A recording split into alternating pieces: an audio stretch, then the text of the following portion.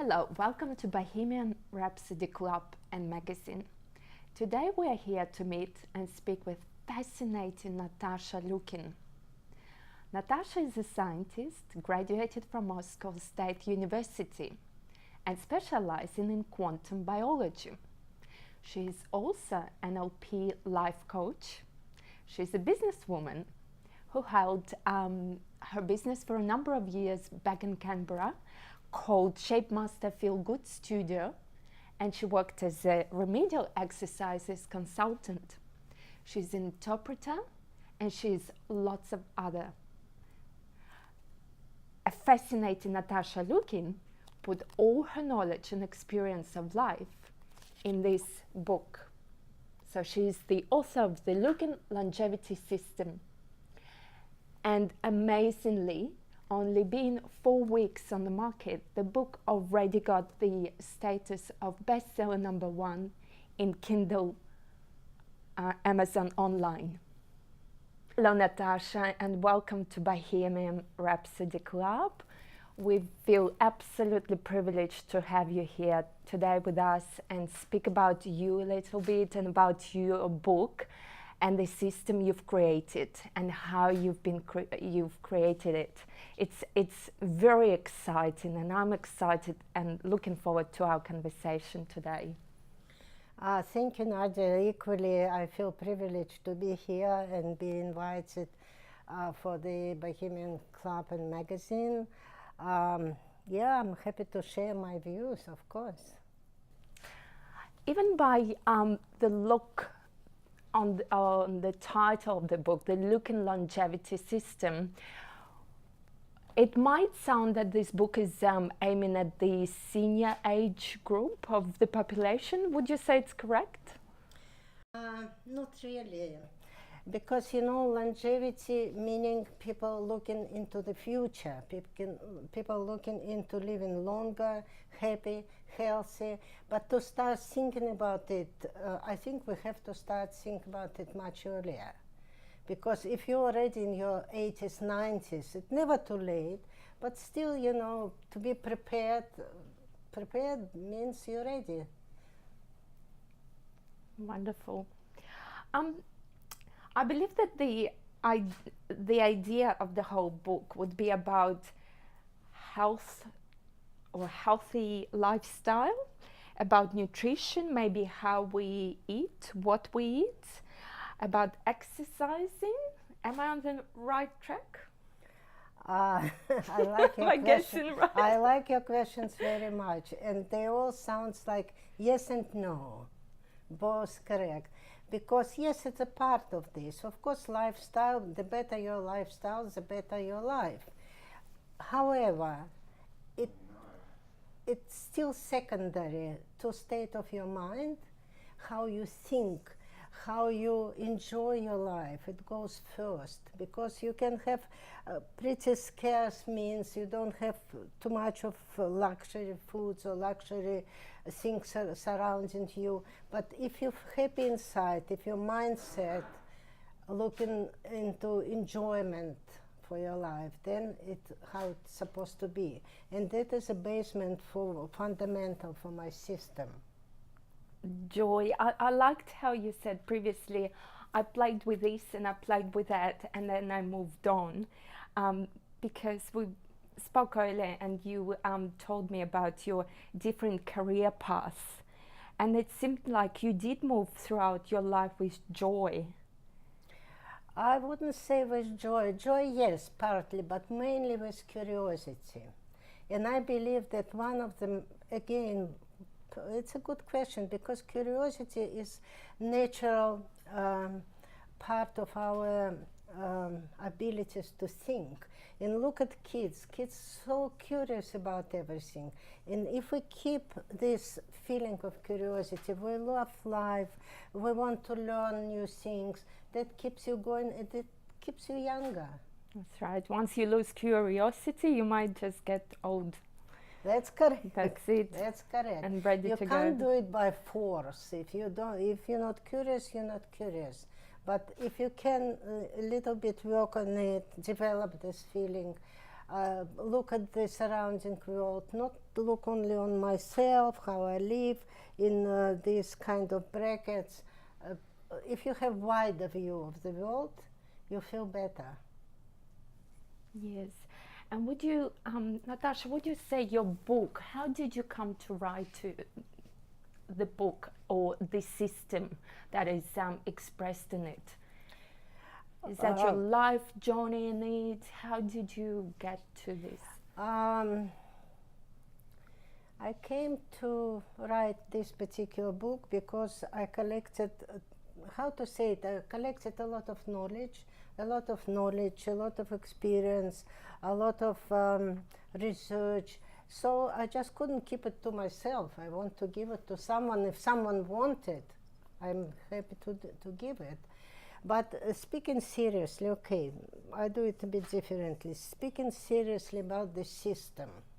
System, in my view, very important thing. System of planning. So be prepared, it's always good. Good to be spontaneous in certain part of our lives, but in general, especially if we speak about our future life, even if you're 30, if you're 20, you're still moving, your years progressing, right? You're not staying in the same age. Each year you celebrate your birthday, right? Each year you're moving towards your future development. And you can do a lot of things in your life, especially if you have a good planning.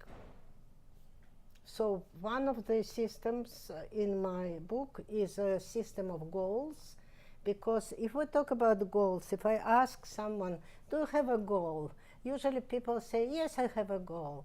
What's your goal? And they try to explain, and it's coming out that it's not a goal, it's a dream.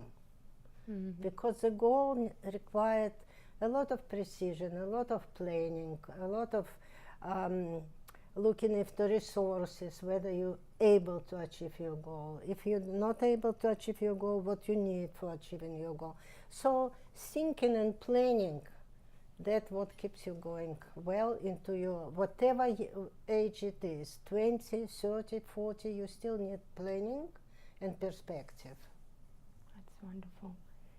So what other parts of this system are there? Other parts. First part is probably the most important. It's called the system of belief. Yes. Because we based all our activities, all our actions on what we believe in. And we have a lot of limiting beliefs. It's a term from neurolinguistic. Beliefs that limit our behavior, limit our actions. What I mean, some limiting beliefs are very good. For example, if you have belief, you don't, if you put your fingers into this flame, you burn yourself, right? And your limiting belief not allow you to do it, because you know I shouldn't do it. But other limiting beliefs are really detrimental for you. The most common, I'm not good enough. Many people deep inside think I'm not good enough for it, I'm not smart enough, I'm not capable probably to do it, and it stops you from doing it. Mm-hmm. And there are certain techniques how to eliminate this. That is already science. That's science and practice. What I do as a life coach, NLP life coach, I help people to eliminate, to be free from this negativity and open new pathways, how they achieve their goals. And you also mention it in the book. That all mentioned in the book. And interesting thing is that we all have nowadays a lot of knowledge, a lot of information. If 20 years ago someone come to you like psychologist, to see psychologist or consultant, people come to you, they want knowledge. And you tell them what is stress, what is depression. Now knowledge is above your head, a lot of knowledge. Why people don't do it? They know a lot of things, but they don't apply. So what needs to be done needs a bridge between your knowledge and what you do. That is a major thing. How can you build this bridge? You have to show people how to do it, not telling them what to do. You show them how to do it. That's what I'm trying to do, describing a bit in the book and do it in my consultations. Are the habits a part of that conversation? What's that? Habits. Habit. How to develop good habits. Yes, I would say yes. Yeah. Yes. To develop good habit comes through repetition, comes through defining what habit you want to have, why do you need it, and then just follow the pattern. When you spoke about self-doubt, how would you differentiate it from fear? Fear of doing something, of achieving something. How close are these two factors? Or how different? No, this thing's a little bit different. Fear more close to phobias. Fear resides in us because of knowledge of certain dangers. You've heard about them, or you read about them, or you encounter them, you know it's dangerous, you feel fear. So we obtain them throughout life experience. Yes. Own life experience, other people's life experience is most likely like this. Or you can have a kind of a vision how it could be. With negative beliefs, they are not fears. You maybe live quite comfortably. But even, especially if you look in different cultures, some of them are so even fine for us. People believe certain things like what to wear, what not to wear, how to behave. In different cultures, it's all different. And this is limiting their activities, their actions. Again, nothing is black and white. It's not a black and white movies. Sometimes limiting beliefs are good because they not allow you to do something detrimental for your health or for someone else. But in general, very often, coming back to your question, they could be related to fears, depending which kind of limiting belief. It could be fear of failure, for example, very common. Natasha, as an NLP life coach, what techniques do you use when working with your clients? You know, there is a range of different techniques, all working for different situations. I maybe give you one example from my book, can I? Yes, I maybe lovely. just read, okay? It is because it's exact description of the conversation with one of my clients. Okay, if I find it? Yeah, I found it. So this is a very common thing. The person wants to lose weight. And her name was Marta, and just read as it is. Marta, I said, do you know why you want to lose weight? What a strange question, she replied. Of course I know. My weight is my problem. And how is it your problem? How does it affect you? Well, she continued, I look ugly, I don't get to wear nice clothing, people judge me and make nasty comments. Okay, I replied, is it all? If they stop making comments and you could fit into a lovely dress, would all your problems be solved? She paused for a moment. No, of course not. Then what else? How is your obesity the problem? Well, I can't walk without puffing, she replied, and I have to stop after a few steps. I can't breathe properly, even with slight movements. Now we were getting down to it. So the problem is in your breathing, I carried on. You just want to breathe easier, right? No, not just that. I take lots of medications for blood pressure, cholesterol, my heart. So you want to lose weight so that you can breathe better? Stop taking your medication and not get nasty comments. Is that all? Oh, no, it's much bigger. let me think. That was good. She wanted to think. That's one of the methods, because people often, they don't think, imagine. It seems we're all thinking, but in reality we just have a lot of thoughts crossing around, circling our brain, but we not concentrate on a proper thought and not develop the decision out of it. So as you see this example, she starts thinking what is the core of her problem, how it really in a big way affects her life. Because many people lose weight and then they gain it again. It's very, very common. They use diet, they suffer during dieting period, they really suffer. As soon as the diet finishes, oh, I can eat again and I gain more True. weight. Mm-hmm.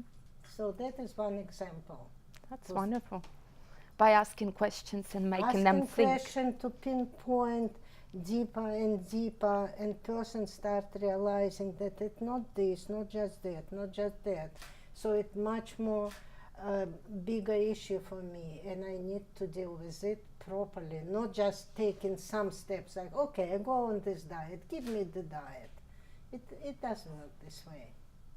It's kind of a technique that makes a person take responsibility for their own actions. Absolutely, yes. That's exactly this. Take responsibility, understand it's about life choices and life changes, not about implementing something small like dieting or changing hours when you eat.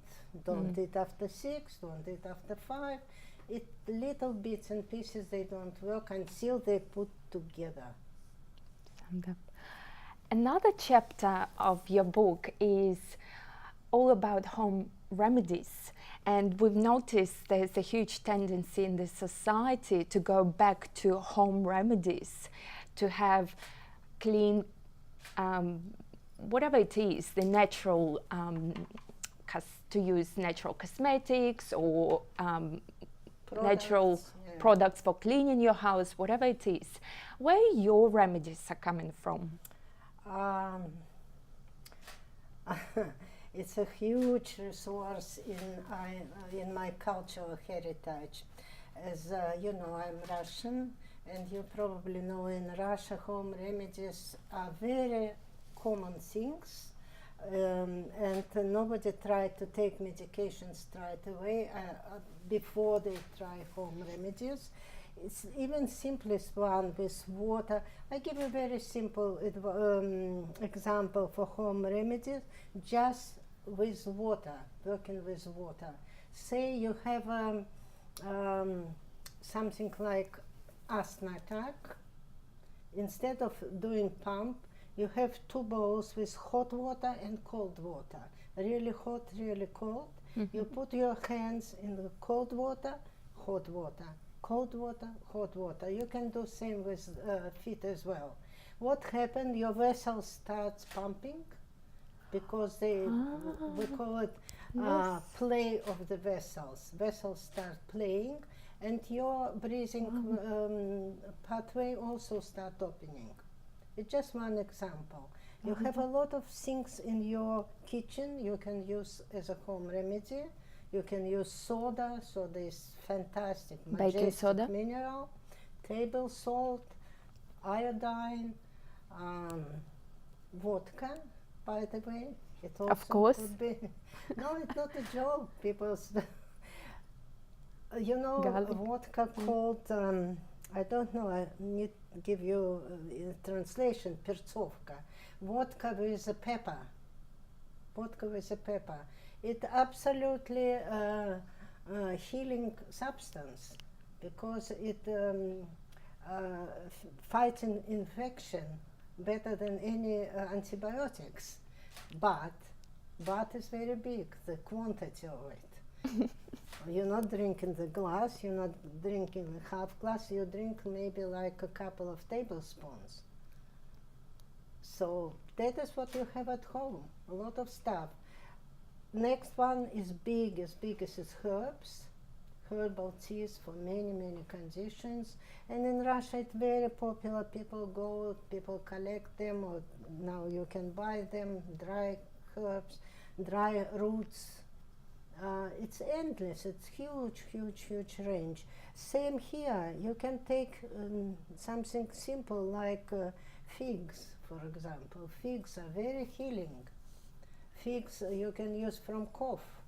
Mm-hmm. If you put hot milk, pour it on your figs, keep it a bit, and then you drink this milk and eat this fig, your cough subsided. So it's a huge part of home. I would say it should be like a culture, home culture.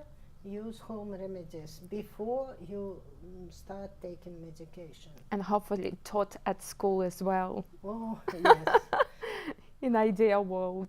Yeah, but maybe when parents start following, kids Yes. would follow. All comes to a family Yeah. tradition, yes. Wonderful. Natasha, with I'd like to ask you, what would be the most important advice to anyone on any aspect of health or lifestyle? Well, it's such a huge question that I can't think about a huge answer. Let's think together. So the general question is to value your own life. People start talking a lot, learn to love yourself. Love yourself, it's a bit tricky, but value yourself, value your own life. Mm-hmm. With the same dose of respect like you do it to other people. Respect yourself as well.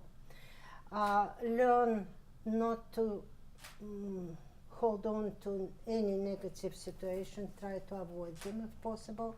By the way, I give you, sorry jumping out of your question, but just crossed my mind. I had a really privilege to meet Louise Hay. Some time ago, unfortunately, she already passed away. But she told, not to me, it was a group, not a personal, but she said that she consciously avoid any contact with negative people. She created her own world and keeps herself happy and keeps people around her happy. Don't spread negativity, spread positivity. That's wonderful. They do say the real friends will be counted. You'll be able to count them on one hand, and that's throughout your whole life, right? Absolutely. So why to spend negative energy on people who are not your friends, really? Yeah, come and go. That's a big issue because sometimes you feel like you want to help these people and you're honestly giving everything, but you give when people are ready to receive. Sometimes you're giving to those who are not ready to receive.